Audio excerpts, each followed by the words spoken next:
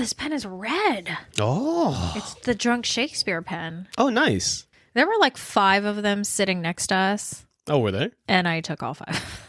Oh, the pens. Yeah. I thought you meant the people. No. Oh, okay. I didn't take the people. That's They're not good. here. That's good. They're not in the basement or anything.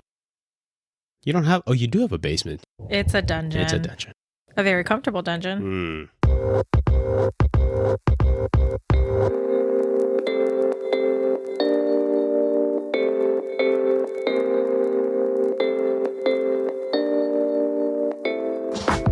Welcome to Chicken Adobo for the Soul, where 2 siblings talk about life like they know what they're doing. My name is Terrence. I'm Rachel. And this week, we're going to be talking about Cash Money. Like literally reading off the title of our notes, because I don't even know how to segue into this, really. I mean, we can jump right into it. Well, I guess real quick. Yeah, have we you had gotta a check good in. week? Yeah, I had a great week, actually. Okay. My semester is done.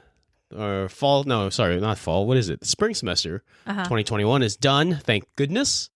And you still have summer, right? I do have summer left until I finish my master's. Yeah, but the last few days were really, really harrowing. Why don't you share with the world why they were so harrowing? Man, I wasn't as diligent of a student as I could have been and should have been.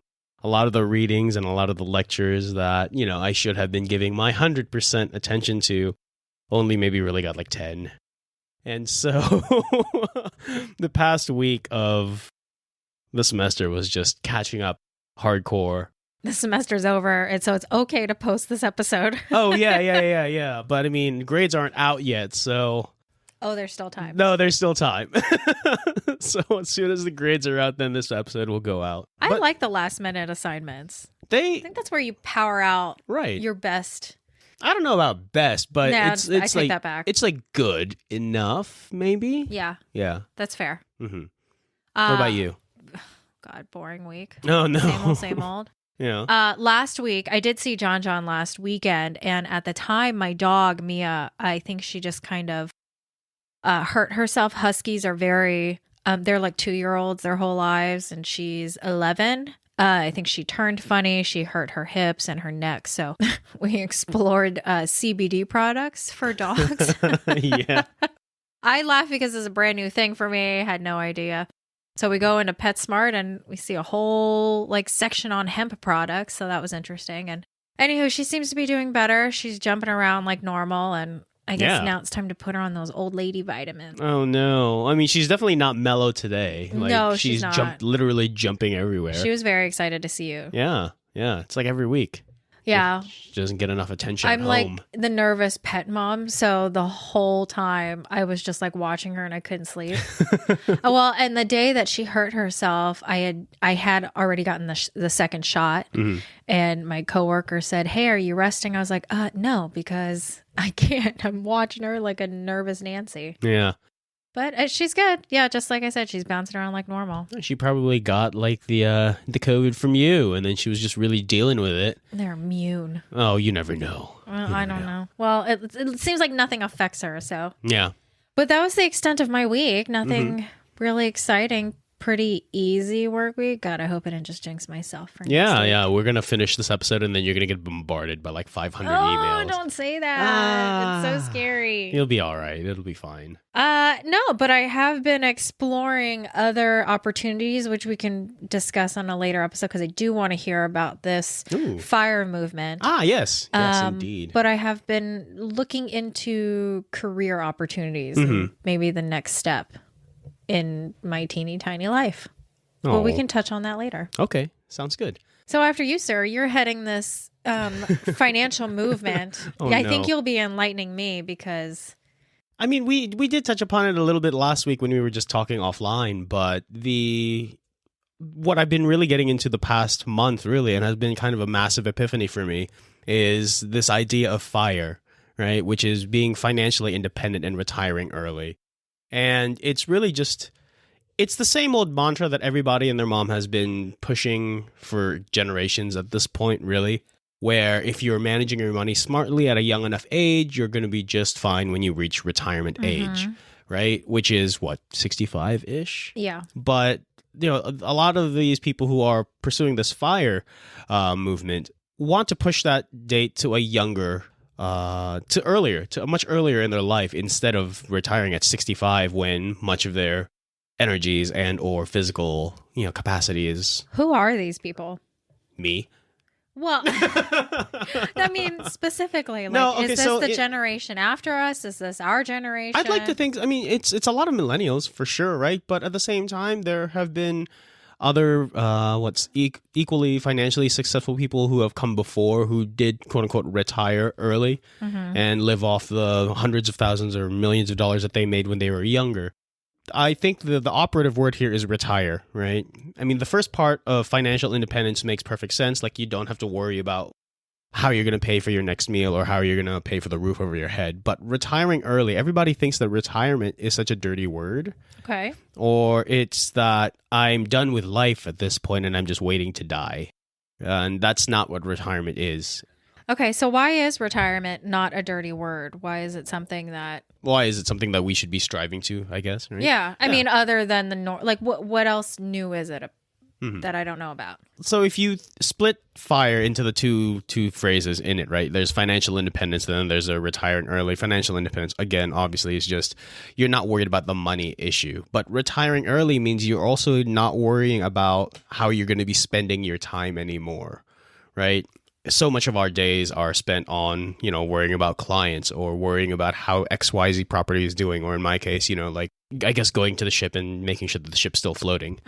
But when you retire, you're not a slave to someone for a paycheck anymore. And then you can commit your time to whatever passion project or whatever it is that really you're passionate about. What it is that you can really find out, or at least commit your time to what you feel like you were put on this planet to do. Okay. Instead of slaving away for someone else. Now, maybe enlighten me. Why... Maybe I don't understand this because I never saw myself retiring in any sense, whether it was a clean word or a dirty word. But why is it seen such as a dirty word? I think for me, I mean, and I've said this for the last 10 years, but I don't see myself retiring because I just like to stay busy. And I think, to your point, I could retire and not have to, be a slave to somebody else's work time clock or things like that. I can stay busy on my own terms. But yeah, why is it seen such as such a dirty word? Yeah, because you look at what a retirement home is, right? Even just that one little aspect of that culture of a retirement home where it's just full of elderly people and really just kind of ignored by their children. Right? These are people who are more or less, waiting to die, which is a really, really sad way to look at it. Very unfortunate. And then you look at Florida, for example, being a retirement state. You just expand the idea of a retirement home into a whole state, and then you have this joke of a state full of old people. Yeah. And that's kind of sad when you really absolutely think about it. And so retirement as an operative word is pretty awful in that sense. But a lot of people just miss out on the idea that this is those people's stuff. Like, whoever gets to retire, even if you're at 65 or if you're at 35, you get to dictate what you do with the rest of your life, however many years that is. And I think people focus on the Florida retirement home, kids forget me portion of retirement because it doesn't have to be that way. Yeah. It's and I think that, and correct me if I'm wrong, but I guess our generation should focus on the I get to do what I want kind of aspect of it. So right. That's interesting. Yeah, I don't know. I never saw myself retiring. Just I like working. But I do like working in the sense that I would like to do whatever it is I was meant to do or something that I like doing. And that's why I'm really passionate about this now, is because you could do all those things that you really want to do. Because, I think we've talked about it a little bit before that, this job, and as you've just mentioned earlier, right, it's not the end all be all for you. It is not going to define your career. It's not going to define your whole life. Right? The sooner you can, quote unquote, retire, the sooner you can commit to whatever it is that fulfills you the best. Yeah. And I'm not going to lie, like me being in the Navy it's not my highest calling. Right. And honestly, I don't even 100% know yet what that highest calling is. I just know that I'm passionate about serving and giving back to the community. That's it. In whatever form that takes, then that's going to be whatever it is I do. And I would like to be able to have the time to figure that out. And right now, since I found out about FIRE, my goal right now is to retire within 10 years. And how old are you? I'm 34. Okay. Maybe not 10. Maybe 45 is a little more feasible. That would be nice. But, that's still 20 years earlier than what most people get to do.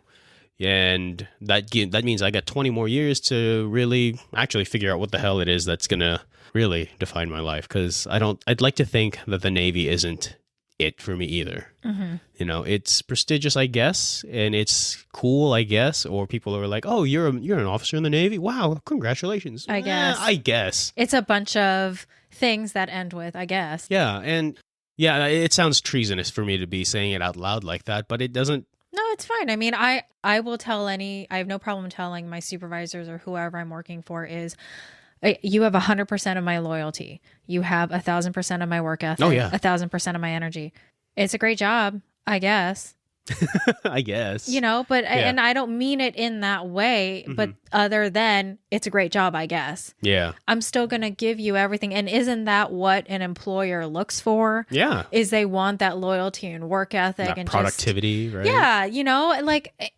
I'm not asking you to be my best friend. Hell, you signed my paychecks. Yeah. I think it's enough. Yeah. So there's nothing wrong with that. There's nothing wrong with saying it's XYZ, I guess. Mm-hmm. Do you think this kind of mentality towards work like that is something that's unique to us, I guess, this younger generation compared to the ones who came before? Yes, because I think there is a number of us millennials that switch and that want that dream job, which I think we've already decided doesn't necessarily exist. Yeah. But it is something that we look for. I mean, and I think it's because us millennials were raised on, the movies and pop culture and all these fake, all of these fake expectations and things like that. And, everybody wants the happy ending. Yeah. Everybody, I say, as in our generation specifically. Whereas I think the generation before us is, I'm trying to say this in not a way where it just comes off negatively. It's just more comes off as it's practical, but they're practical. They're realistic. Yeah, facts are facts though. They did it to survive. Mm-hmm. They did it because they worked the same job for 45 years or however, because they had a family to provide for. They had things they wanted to do. Whereas I think us millennials, we know what we're capable of. And we strive for those opportunities and we look for that. So things are always changing. We may not be in the same job for 45 years. We may be in a job for 10 years, switch again, 10 years again, switch again. So I think that concept is okay for us. And I think actually that may actually be what the next generation is learning. Although I think the next generation is very emotional. Oh, no. Oh, for the two Gen Z listeners we have. Oh, no. But no, I think that's a lot of that too, to touch back on how we were raised by movies and, pop culture becoming such a massive part of our lives, is that, we were also raised to think that, oh, you can do anything you want, right? You can be whatever you set your mind to. And we're embracing that. Yeah, exactly. And then it's funny to think that the adults when we were kids, the ones who were feeding us this, I guess, propaganda or whatever it is that you want, however you want to describe it, right? Those people are now really upset that, oh, why do you keep switching jobs? Why do you keep jumping ship? I know. Why do you keep switching careers? Let alone we're Asian Americans, so that's really scary. God. Yeah. Oh, you wanted to be a painter last week. Now you want to be an engineer. What? I know. Come on. And that kind of millennial attitude towards bouncing around, trying to find what it is that would really, that makes most sense for them, ties into the idea of FIRE. Because, I want to be able to have that independence and I want to have that time all for myself so that I can give back to the community or give back to the country or give back to whomever, right? Or in a much smaller scale, if things don't really work out as far as that career goes, then by 45, if I'm also not married by 45, then I can adopt and commit 100% to being a dad. Then I don't have to worry about timetables. I don't have to worry about making it to work or not, just so I can pick up my kids on time, or I don't have to worry about whatever paycheck so that they can go to their field trips or get their uniforms, whatever it is that they need to do. It minimizes the worry. Yes. It sounds like fire minimizes the everyday worry that we're all used to having and that the generation before us is used to having. And that's very, very interesting. And so far, I mean, how long, couple of questions, how long have you been implementing this movement into your life? Do you feel it's working? And how long do you see yourself doing this for? I mean, that's like, how long are you? I asked, the last question is more so because I know you and I'd like to be able to see, no, that's like, fair. how long is this going to last? Yeah. Wow, thanks. Sorry. No, so a funny thing is that like the one of the foundational concepts behind FIRE, or at least making it happen, making it work, is to be a minimalist, as much of a minimalist as possible, right? And just cut down, boil things down to the bare essentials, and then work with that. Live absolutely within your means. Don't go more than what you're bringing home. No, don't live beyond that, essentially. Even before I found out about FIRE, I more or less had been already doing that. There was even a time when I was in Japan, I was living on the ship. I didn't need to ever I never felt like I ever had to go home, which is actually really an awful thing. Even though I had a house in Japan, getting from the ship to home was about 45 minutes to an hour, considering the high tempo, like super busy work schedule that we had. I figured those 2 hours of my day or hour and a half of my day could be better spent somewhere else or doing something else. And so, I just figured I don't need the home. I can just move a bunch of my clothes onto the ship and then live off the ship. That was a pretty minimal lifestyle as it was. Saved time, saved money, and even food, honestly, because I could just eat off the ship's galley, which is pretty convenient. And I had been living this minimalist lifestyle before I found out about FIRE. And so when I did find out about it, it was like, wow, this is great. Now I just need to actually hammer down even harder on the financial end of this. It does require a lot of financial discipline. And I didn't have that as much, especially in my 20s, right? I was pretty bad with managing money, like even like paying off debt. And now, like at 31, 32, then I figured all that out and I got that squared away, but I still wasn't perfect on how to invest. I didn't know how to and where to put my money. But because of this, I've been educating myself for the past month and a half now, maybe, and I feel very confident about it. And I do feel like, and I know that I will hit that objective in 10 years. Okay. Yeah. Okay. Do you find yourself doing anything different? It sounds like you're more so polishing what you've already been doing. Yeah. Have you made any drastic changes? Have you done anything differently? Are you thinking more, trying to stay true to this financial movement? Certainly, yeah. The budgeting is honestly going to be the hardest part. Okay. It's funny because I mentioned earlier that I should live absolutely within my means, but I'm living in the city at a fairly expensive condo, and that's not the smartest financial move, right? And so I'm trying to work with that, but even with that limitation on what I've got going on right now, the goal is still possible. Okay. If I wasn't in DC, then I could do it even earlier, but alas, here we are. But I am focusing a lot more on budgeting. For example, like I have a $400 limit on eating out every month. Okay. So that's not bad. That's a pretty generous. That's a lot. Yeah, it's generous, right? But then $300 on discretionary spending. So okay. Whatever else, like your birthday gift, for example. Which is? I don't know. You're not. You'll find out. I already bought it. Actually, I just bought it 10 minutes ago. You actually just reminded me to send what I want to Marcus. Nice. There you go. Oh God, I hope it's not the same thing I just got. What is it? I don't know. I'm not telling you. For me, and I've actually, so I guess I should just tell everybody, John sort of is heading this episode and came up with. No way. He didn't come up with it, but this is something he wanted to talk about, and it has definitely given me something to think about because I'm at a point in my life where I think everything's kind of settling down, so to say. And I'm not saying this just because I'm a homeowner, but it's like you said, I think everybody in their 20s or whatever age spends, willy-nilly, like, let me get this because I get paid next week. And I used to do that a lot. Oh, heck it was so absolutely bad. I mean, I think it was bad when I was working at the sports bar because you had that immediate cash. Oh, yeah. It was just in hand, right? I would all the finish tips and the everything. weekend like, hell yeah, I have enough for gas, but let me see what else I can do. Oh, no. And then, you know, in my 20s, like, this is so bad. And I'm actually a little embarrassed to say this. No, it's fine. I'm not worried. But like right on payday, I would indulge like a crazy person. Yeah. I would shop like nobody's business. I will give it to myself that I am still a little bit more practical and realistic. I did take care of what I needed to pay off first. And did I blow everything else off? Yes, I did.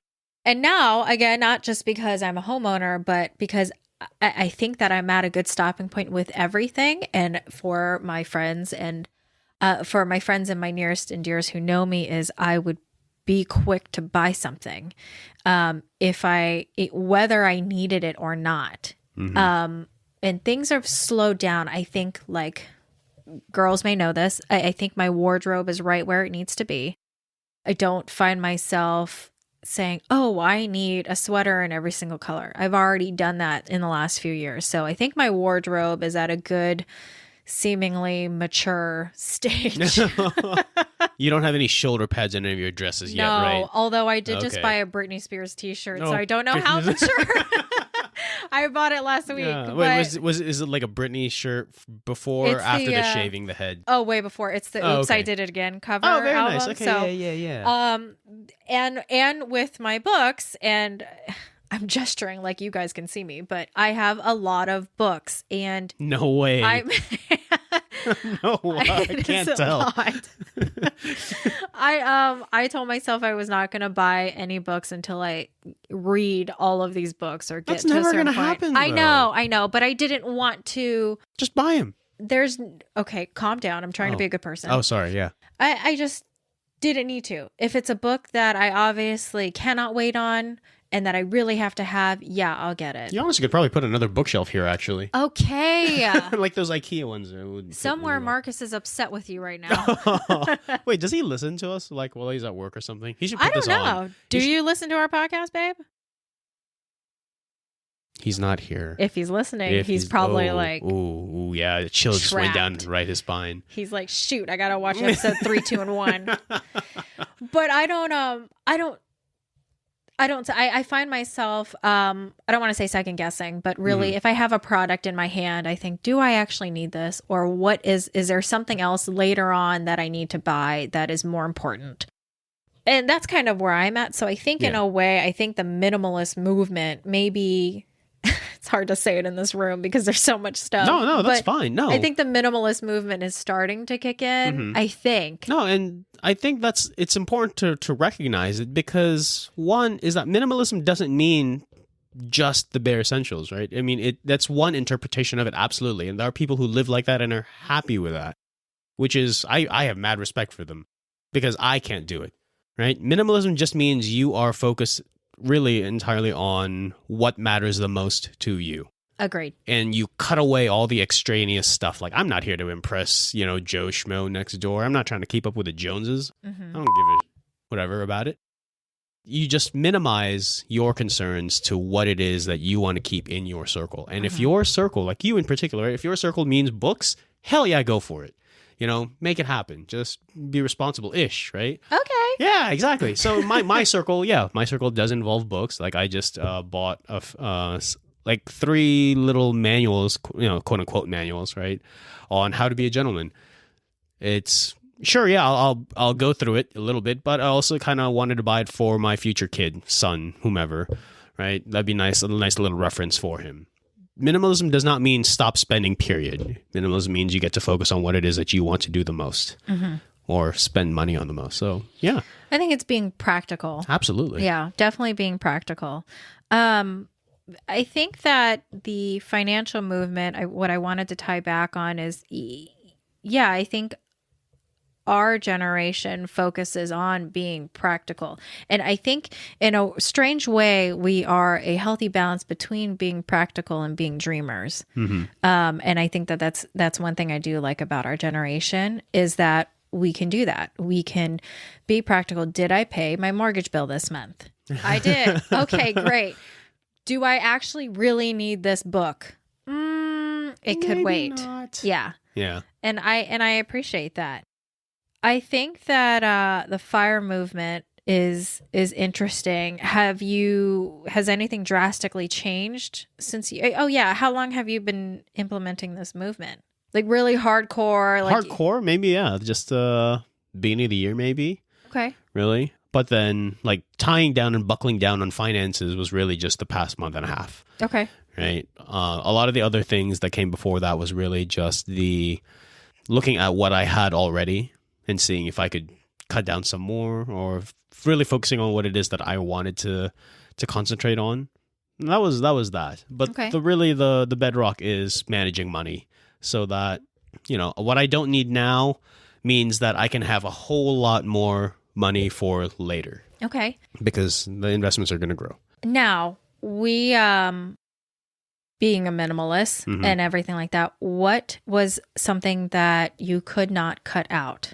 What was something that you I guess I don't want to say routinely spend money on, but I mean, for me, and I guess I'll say this before I thank God for wedding gifts, because before I was given an espresso machine, I would spend the money on a cup of coffee every day. That was something I could not. Oh, you give work up. right next to a Starbucks too, which is super dangerous. Yes, but now I've finessed the way I make my own lattes in the morning, and now I'm good. Every once in a while, I will treat myself. There was a couple of months during 2020 where it was Treat Yourself Friday, and I would stop into Starbucks, get myself a latte. But what's one thing that you could not, in your whole planning process, could not cut out? I mean, you gave yourself $400 to spend every month.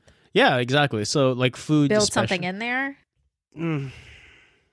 So I think you're really referencing to this World of Warcraft tie-in right here. Yeah. Maybe, right? Yeah. World of Warcraft, right? Not right now, but generally costs $15 a month to continue playing. That's the subscription fee. And yeah, that's one thing I wasn't able to cut out. I have recently cut it out. Last week, actually, just last week. So the timing of this question couldn't be better. But before that, yeah, I was really, really big into playing the game, and I really didn't see the downside of paying for the $15 a month. But as it is right now, it's just I'm not as interested in it anymore. Plus, at the same time, it's like I can probably do better with the hours I'm spending on it, plus the $15. Yes, you can. Wow, thanks. You could do other things. Like school? Yes. Yeah. Something other than spending the hours in front of a computer. Shut up. It's okay. So there you go. Yeah. Video games can definitely take a little bit more of a backseat, but I don't know. That's something that's really hard to get past. I just feel so very attached to it, I guess. Yeah, no, I was going to say, you know, even in this, and I'll say this, I don't think I obviously have not adapted the FIRE movement. I think that I understand the concept, and I think that I'm doing it. So I think I'm in that stage of, can I polish this? You're getting there, yeah. Yeah. I mean, I will find myself holding a book in the bookstore for an hour or two, or however long I'm in there. Wait, weren't we supposed to go to Fredericksburg this weekend for? We were. Go to a bookstore. Sorry, I should have finished that. We were. But I will find myself holding a book, trying to decide, is it something I really, really want? But yeah, I don't think that I could ever. I think if I were to answer that question, I don't think I could ever cut out buying something that fuels my soul. And the reason why I say that is because it could be absolutely everything. Yes. Or anything in the world. It could be a book. I actually bought it instantly. There was a book I read in college by Eliza Haywood. Shout out to Dr. Howe. She knows. And I found another book that analyzes one of her other pieces. So I got that and I bought it instantly. But I don't think I could cut out a cup of coffee. No, I can't blame you. Yeah. Yeah, but if I see something in a store, or if I'm traveling, I will buy something that I'm one of those people where I could be walking around the store and I see something that instantly clicks that I think somebody in my circle is supposed to have, and I will buy it for them. And since we bought the house, Marcus and I have minimized the amount of times we go out. What was it, 2 to 3 Fridays ago? You guys are super far from everything. I know we are. I guess that helps. I guess that helps. It doesn't stop us from driving, though. yeah. Going across the street. I mean, going across the street. Yeah. Like actually, just this week, Marcus said he wanted to take me out to dinner, and I said, "Well, we could just stay in. We have some food at the house." He's like, "No, let's go out." Yeah. So. Very nice. Very unusual for him to say that. So I said, okay, let's go. Because he's got an announcement to make. No. Like, honey, I'm pregnant. It was. That's what he's going to what tell a me. weird conversation. That's going to be very awkward, yeah. In an alternate universe. No, but I don't think I could cut out a lot of things if I were to adapt this movement 100%. I think it would be very hard for me. Yeah. Because when I spend money, it's not just on me. I will spend money on other people, whether they know it or not. And I don't know. But that's because I've gotten my circle where it's supposed to be. You know what's funny? Okay, I'll just sidetrack a little bit here, but I was like daydreaming the other day. I do that all the time. I was sitting on the couch watching YouTube and just daydreaming. Like, what if I strike it big? Because I think an ad for the lotto came up, and then it was like, what if I won the lotto? What would I do with all that money? Oh, okay. I love asking this question. Yeah. This was the best question to ask when I was bartending. Oh, man. Okay. So, best question. So, what would you do if you won the lottery? Fun fact. Did you write this down? I did write it down. I have a list of, oh, man, this is going to be great. Hang on. Give me a second. We'll pull it up. But okay. I came up with a what I call a windfall fantasy plan. So, my objective in my windfall fantasy. He has a list. I have a list. I have a process. I have a seven-step process.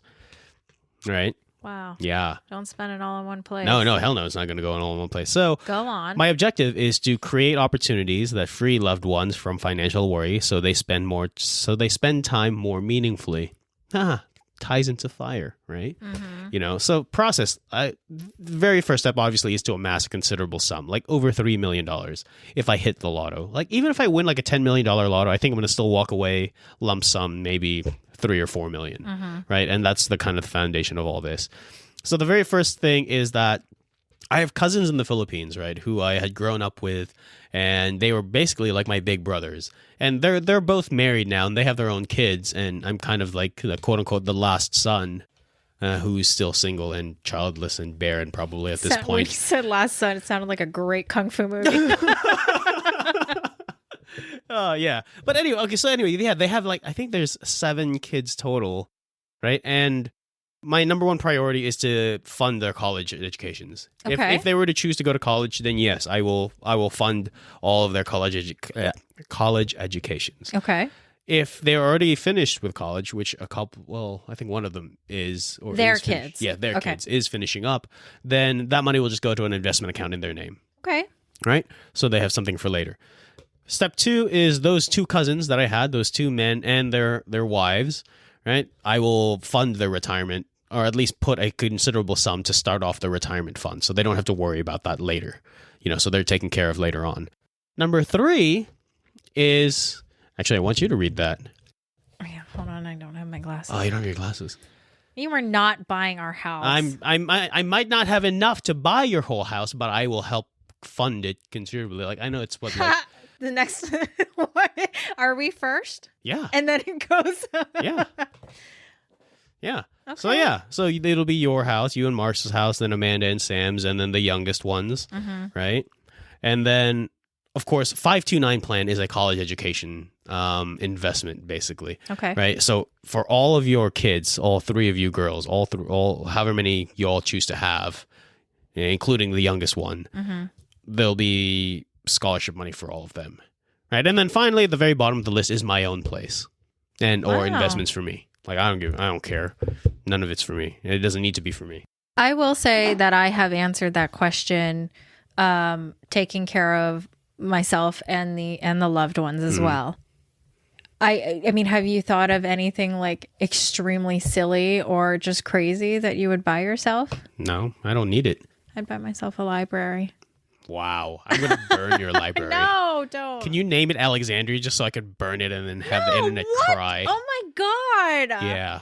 That's awful. Yeah, it is actually. I take that back. Sorry, internet. Shame on you. Yeah. No, I would take care of my loved ones first. A lot of people who I have asked this question immediately said that they would stop working. I would not stop working. No, hell no. I wouldn't. I can't. I can't. Would I take time off for a very nice vacation?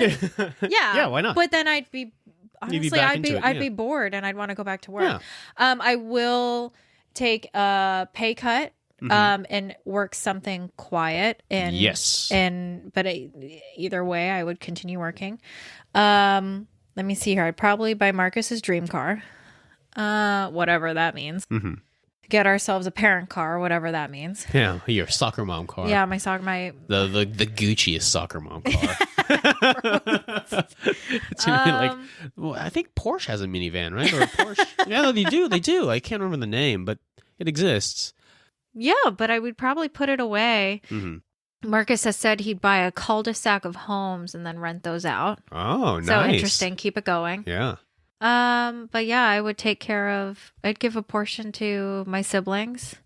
I would love to have you guys fight over your cut in like a inflatable obstacle course arena. Okay, I will dominate all of them. No problem. I would sit on a throne. Sit on a throne. Oh my God, I'd rather just joust. Let's joust. Yeah.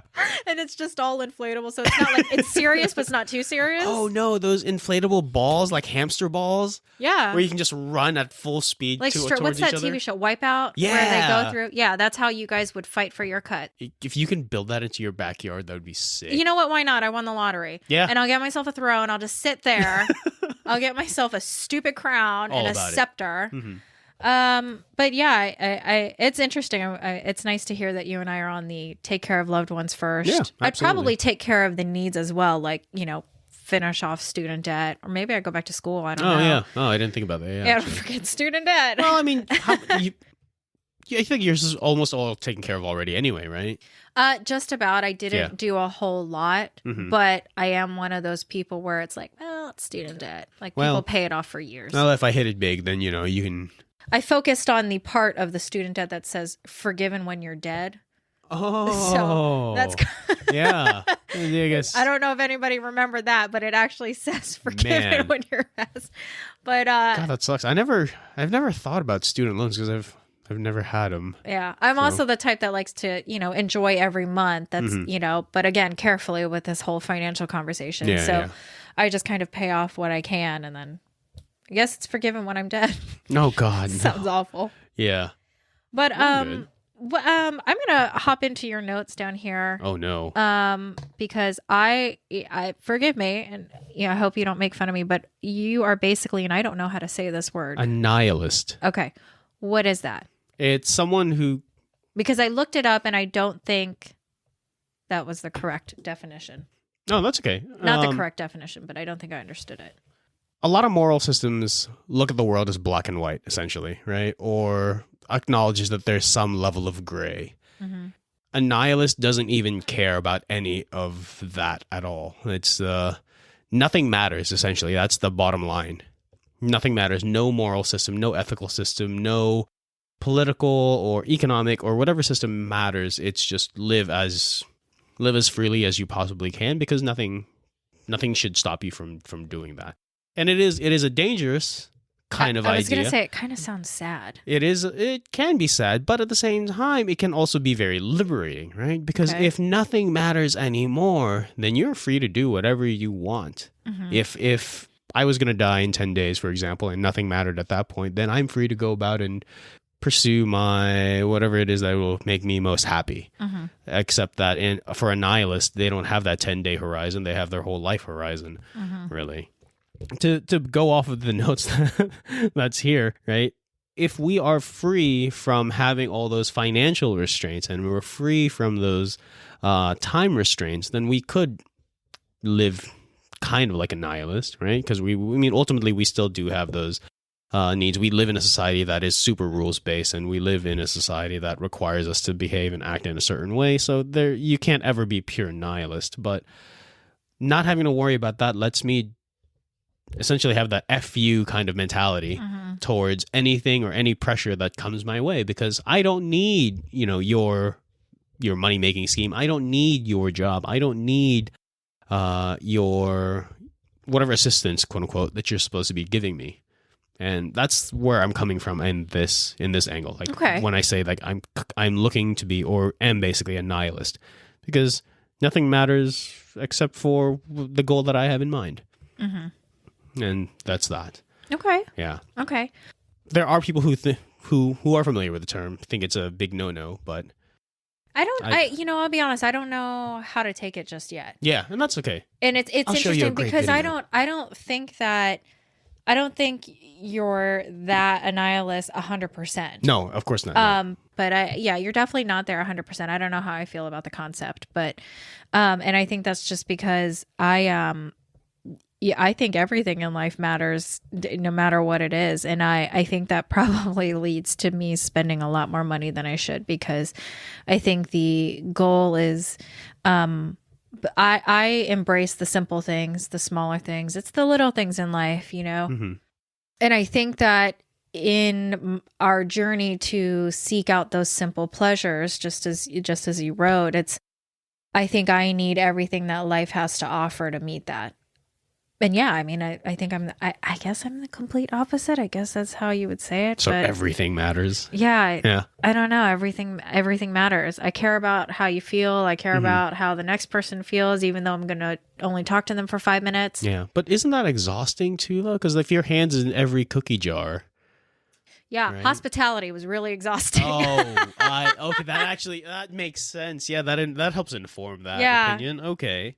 I don't know. Because you had to make sure everybody was I had to make sure everything was okay. So I guess that's another thing. Like I was raised in hospitality. That's why switching to property management was such a big change, because I worked in an environment where you're almost kind of going through, how do I say this? Like your second puberty. Yeah. Like you go through high school and middle school, you go through middle school and high school to figure out physical puberty. Yeah, physical puberty and a little bit of social puberty. But then it isn't until you join the workforce, and it isn't until you turn 18 to like, let's see, I was 19 to like 27 is when I was in the hotel. And that's like another stage where you're learning things. I'm learning how to professionally draft an email. I'm learning how to interact with CEOs of a company, checking in, and I'm doing all that stuff. So I think when I say that everything in life matters, it's probably because of where I grew up in the workforce and where it comes from. I get reviews I've had reviews from different general managers that have said you're too nice and you care too much. Well, yeah, like I love everything in life. Yeah.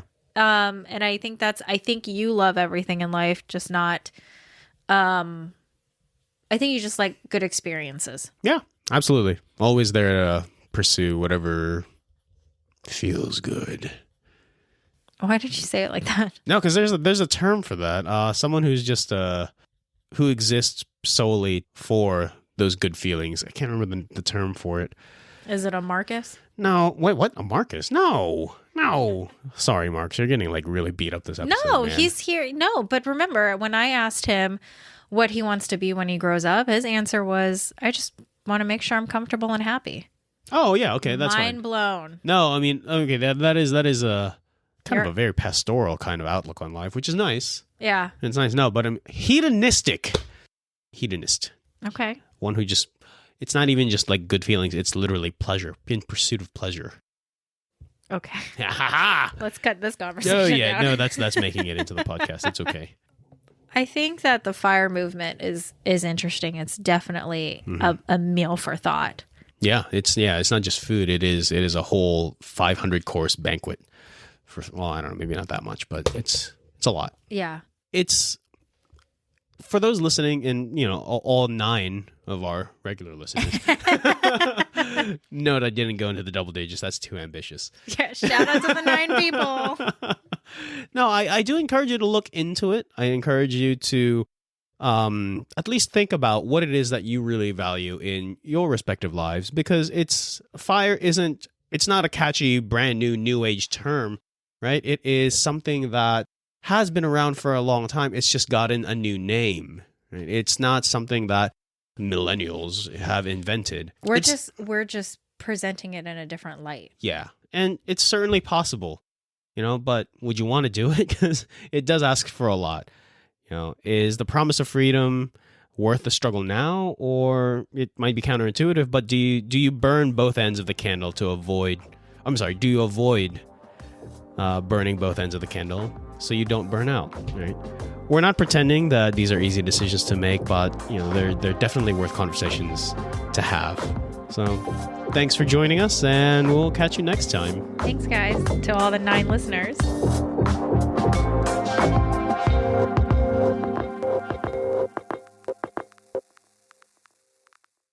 There's no room for your empathy in capitalism. I know. Yeah. Jesus. That got dark real fast.